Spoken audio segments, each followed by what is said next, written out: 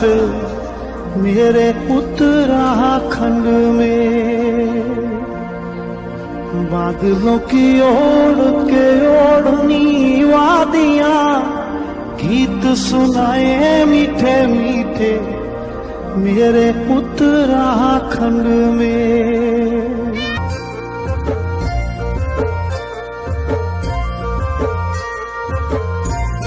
तो good morning सभी को, कैसे हो आप लोग? आई होप कि आप लोग अच्छे होंगे, मैं भी अच्छी हूँ। तो welcome to my new vlog JMC Pahadi Pihu vlog में आप लोगों का स्वागत है।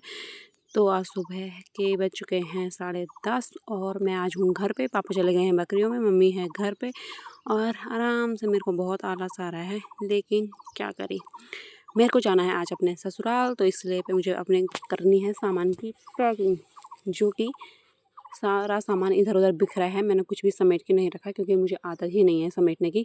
ये रहा मेरा बैग और करते हैं सामान को पैक। ये मैंने मशीन के कुछ वो सामान लिए हैं, धागे वगैरह, ये सब कुछ मीशो से मंगवा रखा है।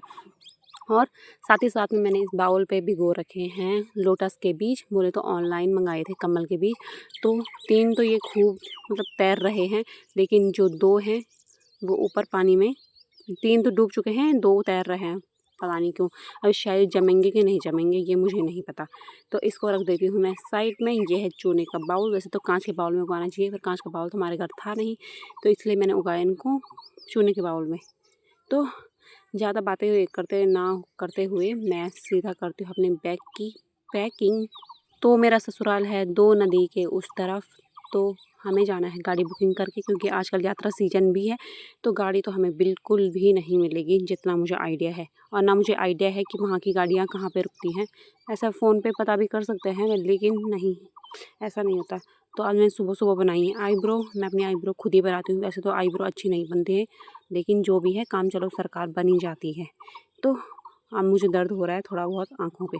तो ये सारे कपड़े मैंने फैला दिए हैं। ये वाला सूट ऑरेंज कलर का 700 का लाई थी, और इसका सिला है मैंने पैंट प्लाजो, और ये काफ़ी अच्छा कलर है जो मेरे पास था भी नहीं। ये रेड कलर का है 550 का, और ये भी मैंने खुद सिला है। ये भी पैंट प्लाजो सिला है, और इसका कपड़ा एकदम सॉफ्ट है, इतना स्मूथ है ना, तो क्या ही बताऊँ। ये वाला सूट तो सपना लाई थी मेरे लिए, पैसे मैंने दिए, पहले उसने लाई और वो उसने खुद ही सिलाई। ये भी पैंट प्लाजो है और ये पूरा ऑल ओवर पिंक है। एक ये है बेबी पिंक टाइप का कुछ कलर है, कॉम्बो है।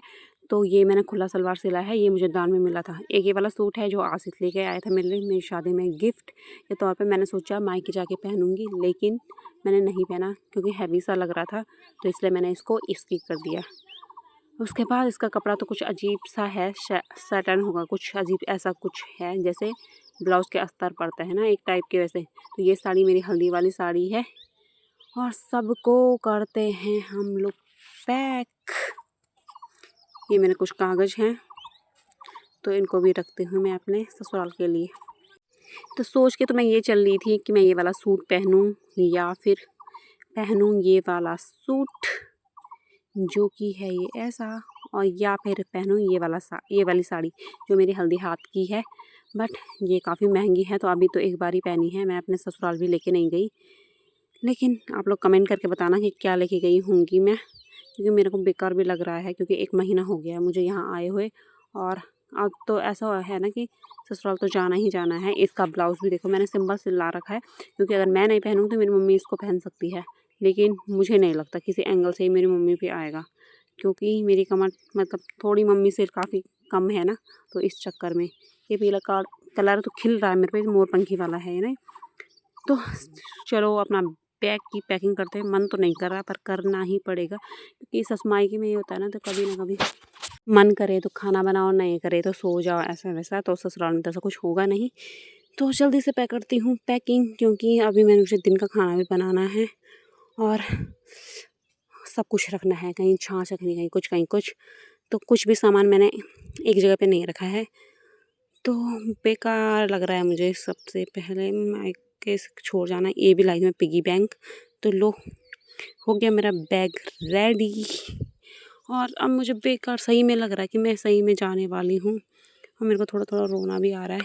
क्या करूँ, जाना है, मजबूरी है। तो चलो खैर कोई नहीं, आ जाऊँगी 1 महीने के बाद। उम्मीद करूँगी जल्दी आऊँगी। मैं रो रही हूँ, क्या करूँ, किसने बनाया हुआ ये ड्रामा, कि घर छोड़ के जाना है, अलाना करना है, फलाना करना है।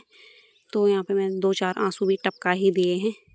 तो अभी तो मुझे खाना भी बनाना है, बहुत सारे काम करने हैं। छी, ये काम ख़त्म नहीं होते, ना मायके के ना ससुराल के। कहाँ जाऊँ मैं। तो पापा तो चले गए हैं नीचे गांव में, मम्मी तो बकरियों में जा रखी है। मेरा सामान भी लगभग पैक हो गया है और अब छोड़ जाएगा हमारा घर। तो मैं ये बोल रही हूँ ना कि मतलब प्रॉब्लम सबकी लाइफ में होता है, आपकी नहीं हमारी में होंगे। ज़रूरी नहीं कि हम लोग सोशल मीडिया के थ्रू आप लोगों से बात करते हैं तो हम लोग आप लोगों को शेयर करेंगे अपनी प्रॉब्लम। हर बात प्रॉब्लम नहीं की जा सकती, मतलब प्रॉब्लम शेयर नहीं हो सकती है। इसलिए मतलब बहुत लोग जलते हैं ना कि इनके पास इतना है, ये है, वो है। ऐसा कुछ भी नहीं है। जो लाता है, जो खाता है, अपनी किस्मत का खाता है। जितना भी उसको मिलता है उसे उसकी किस्मत के अकॉर्डिंग ही मिलता है। मतलब मैं नज़र वज़र पे काफ़ी बिलीव करती हूँ। तो मुझे पता है ना कि लोगों की नीयत, लोगों की सोच, लोगों को देखना का तरीका ही पता चल जाता है कि इसकी नज़र, इसकी नीयत में खोट है। ऐसा लड़कियों को तो बहुत अच्छे से पता चल जाता है कि हाँ, इस इंसान के नज़र में क्या है। मतलब मैं भी काफ़ी लोगों को अच्छे से समझ सकती हूँ ना कि लोग ऐसे करते हैं कि इसके पास ये है, वो है। मतलब खुद को किसी और से कंपेयर करते हैं कि बंगालों ने ना इतने अंगूर खा दिए, यहाँ यहाँ यहाँ, ये देखिए सारे चपट मचा दिए, कुछ रखना ही नहीं उन्होंने। अब वो चींटियाँ देखो ज़रा, बिल्कुल नहीं छोड़ेंगे। 5 दिन ये माँ जी सारे खेल फोटो, ये देखिए, ये देखिए लगे हैं भड़मड़ करने पे यहाँ पे। ये देखो कुछ नहीं रखेंगे ये लोग।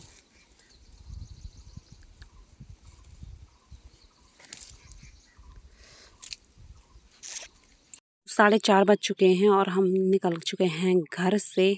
और मैंने अब बैग उठा दिया है, मम्मी के सर में रखा है कलियों की टोकरी जो कि पेटी है। पापा आ रहे पीछे पीछे और हमारी बकरियाँ वहाँ से आवाज़ लगा रही हैं। तो मम्मी के सामने तो इमोशनल इसलिए नहीं होती हूँ क्योंकि मेरी मम्मी है ना, वो और ज़्यादा रोएगी। और मैंने मम्मी को घर के जस्ट नीचे से ही ऊपर भेज दिया है। मैंने बोला तू ऊपर चली जा, बकरियाँ अजीब सा कर रही हैं। तो यहाँ पे किसी ने मुझे आवाज़ लगाया कि चले गए, तो मैंने हंसते हुए उनको दिखा दिया। बट मैं थोड़ा, मेरे को बेकार लग ही रहा है ना कि जा रही हूँ मैं, पता नहीं कब आना होगा, कैसे रहूँगी मैं। तो दादी को भी यहाँ पे मैंने बाय बाय कर दिया है और मैं चली गई हूँ। लोग मुझे पीछे से आवाज़ लगा रहे हैं कि जा जा जा। तो मैंने मुड़ के किसी को नहीं देखा क्योंकि मुझे रोना आ रहा है और लोग मुझे देखेंगे ना, वो मुझे पसंद नहीं है। सही में बता रही हूँ मैं, मुझे किसी के सामने रोना बिल्कुल भी पसंद नहीं है। पता नहीं क्यों हूँ मैं ऐसे, बट मेरे को पसंद नहीं है कोई मुझे रोता हुआ देखे, ऐसा कुछ भी।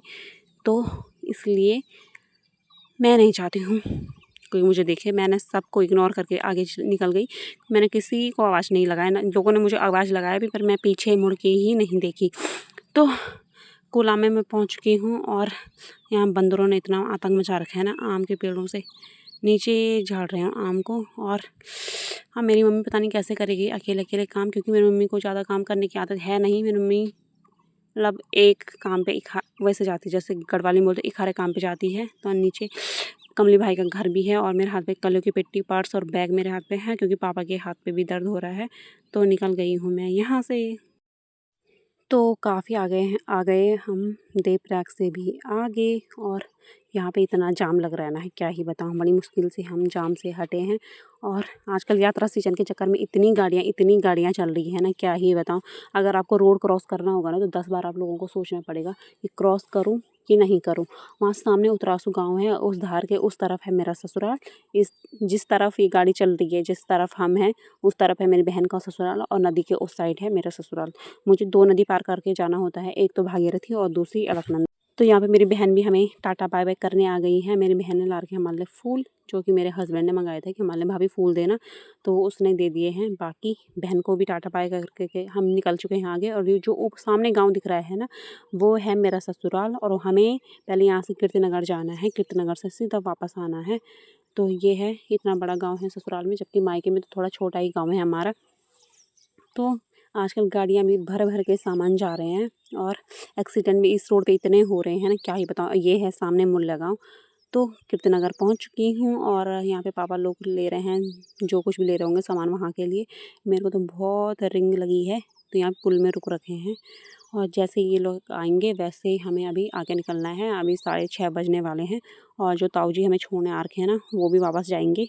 तो ये गाड़ी हमने स्पेशली बुकिंग ही कर रखी है अपने लिए। तो यहाँ पे सूर्यास्त होने वाला है और कितना अच्छा लग रहा है। ये कीर्तनगर वाला पुल है, यहाँ से व्यू काफ़ी अच्छे आते हैं। मैं अक्सर जब बस में बैठी रहती हूँ तो यहाँ पे फ़ोटो खींचती रहती हूँ। ये वाली तो श्रीनगर वाला रूट है और ये वाला है मेरे ससुराल की तरफ का रूट। तो यहाँ से हमें आगे जाना है। दादाजी घूमने आ रखे होंगे। अच्छा है, मतलब अपने हाथ पैर सही सलामत है तो चलो घूम के आ जाओ, मूड भी फ्रेश हो जाएगा आपका भी और घर वालों का भी। और यहाँ पे जोगी बाबा शायद केदारनाथ साइड जा रहे होंगे, हम तो कभी नहीं गए। तो यहाँ से ससुराल का, जहाँ ये बिजली का पोल दिख रहा है ना उसके उस तरफ है मेरा ससुराल। तो यहाँ इतना हरा भरा हो रखा है ना, क्या ही बताऊँ। और ताऊ जी बोल रहे थे बकरे चराने के लिए। अच्छा है, जिसको भी रहती है बकरे चराने की रहती है, हमारे साइड तो ऐसा ही है। तो इतनी ठंड, मतलब इतनी अजीब ठंड थी पर पता नहीं कैसी गर्म सी उमस आ रही थी। तो ये है सामने मेरा ससुराल और नदी के उस साइड है मेरी बहन का ससुराल। तो ऑलमोस्ट 7 बजे से पहले पहले हम पहुंच ही गए थे और लोगों ने आड़े के आड़े जला दिए हैं। अब लोगों ने सारे खेतों में कुछ ना कुछ बो रखा है। अब ससुराल जाके देखना पड़ेगा क्या बो रखा है क्या नहीं बो रखा है। अब